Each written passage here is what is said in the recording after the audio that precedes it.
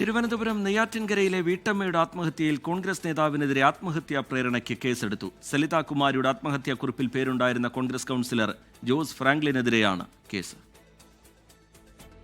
മുട്ടക്കാട് കെൻസ ഹൌസിൽ സലിതകുമാരി ബുധനാഴ്ചയാണ് വീട്ടിൽ ജീവനൊടുക്കിയത്. ആദ്യം അപകടമരണമെന്ന് കരുതിയെങ്കിലും പോസ്റ്റ്മോർട്ടത്തിൽ ആത്മഹത്യയെന്ന് ഉറപ്പിച്ചു.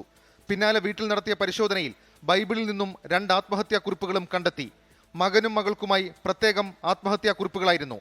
മകൻ രാഹുലിന് എഴുതിയ കുറിപ്പിലാണ് കൗൺസിലറും DCC ജനറൽ സെക്രട്ടറിയുമായ ജോസ് ഫ്രാങ്ക്ലിൻ തന്നെ ജീവിക്കാൻ അനുവദിക്കുന്നില്ലെന്ന് പറയുന്നത്. ലൈംഗിക താല്പര്യങ്ങൾക്ക് നിർബന്ധിക്കുന്നുവെന്നും പലവിധത്തിൽ ബുദ്ധിമുട്ടിക്കുന്നുവെന്നും ആത്മഹത്യാക്കുറിപ്പിലുണ്ടായിരുന്നു.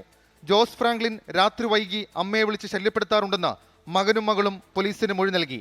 പിന്നാലെയാണ് ജോസിനെതിരെ ആത്മഹത്യാ പ്രേരണ കുറ്റം ചുമത്തി നെയ്യാറ്റിൻകര പോലീസ് കേസെടുത്തത്.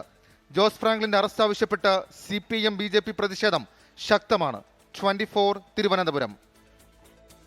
ലോകത്തെവിടെയായാലും ഏത് സമയത്തും 24 വാർത്തകളും ഓഗ്മെന്റഡ് റിയാലിറ്റി പാക്കേജുകളും എക്സ്പ്ലെയിനറുകളും വിശദമായി കാണാൻ ഞങ്ങളുടെ YouTube ചാനൽ നിങ്ങൾക്ക് സബ്സ്ക്രൈബ് ചെയ്യാം.